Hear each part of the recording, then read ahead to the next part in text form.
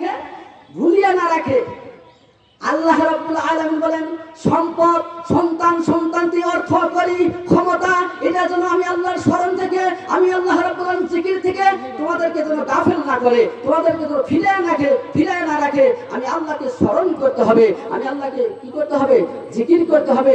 আমি আল্লাহ রাব্বুল আলামিনকে কি করতে হবে? ডাকতে হবে। জোরে বলেন সুবহানাল্লাহ। ওয়াদউনি আস্তাজিব লাকুম। আল্লাহ পাক বান্দা যখন আমাকে স্মরণ করে, আমি আল্লাহ পাক বান্দাকেই স্মরণ করিতেই থাকি। জোরে বলেন একবার সুবহানাল্লাহ। আল্লাহ পাক বলেন, ফাযকুরুনি আযকুরুকুম ওয়াশকুরুলি ওয়ালা তাগফুরুন। আল্লাহু আকবার।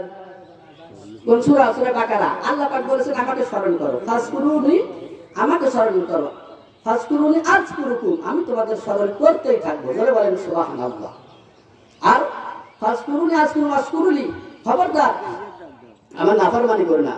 ওয়ালা তাকফুরুন, আমার শুকরিয়া আদায় করো, আমি আল্লাহ পাক তোমাদেরকে নিয়ামত বাড়ায় দেবো। জোরে বলেন একবার আলহামদুলিল্লাহ।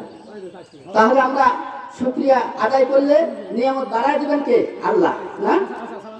আর যদি অশুকরিয়া আদায় করি, নাফরমানি করি আল্লাহ, তাহলে আল্লাহ পাক আমাদের কি করবেন? নিয়ামত ছিনিয়ে দিবেন। জোরে বলেন নাউজুবিল্লাহ। আল্লাহ পাক বলেন, লাইন শাকারতুম লা নাযিদান্নাকুম ওয়া লাইন কাফারতুম ইন্না আযাবি লাশাদীদ। আল্লাহু আকবার। সূরা ইব্রাহিমের মধ্যে পাবেন, আল্লাহ পাক বলেছেন, আল্লাহ পাক বলেন, লাইন শাকারতুম লা আযিদান্নাকুম, আর শুকরিয়া আদায় করো, আমার শুকরিয়া আদায় করলে আমি আল্লাহ শুকরিয়া বাড়াইয়া দেবো। আর যারা আমার না শুকরিয়া আদায় করবে, আমার শুকরিয়াটার দাম দিবে না, অকৃতজ্ঞ হবে, আমি আল্লাহর জীবন থেকে নিয়ামত ছিনিয়ে নেব। সবচাইতে পৃথিবীর মধ্যে সবচাইতে বড় নিয়ামতের নাম হচ্ছে সুস্থতা। যদি বলেন সুবহানাল্লাহ। সবচাইতে বড় নিয়ামতের নাম কি? সুস্থতা।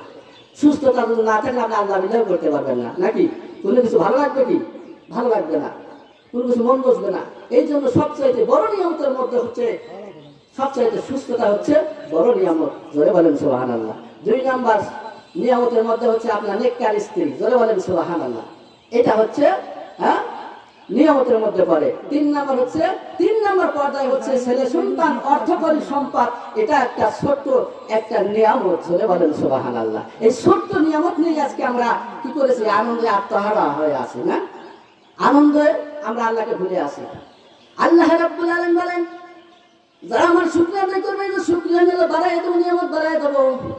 যারা আমার নাফরমানি করবে, আমি আল্লাহ ওদেরকে, আমি আল্লাহ নিয়ামত ছিনিয়ে নেব এবং আমি আল্লাহ কঠিন জাহান্নামের মধ্যে ছেড়ে দেব।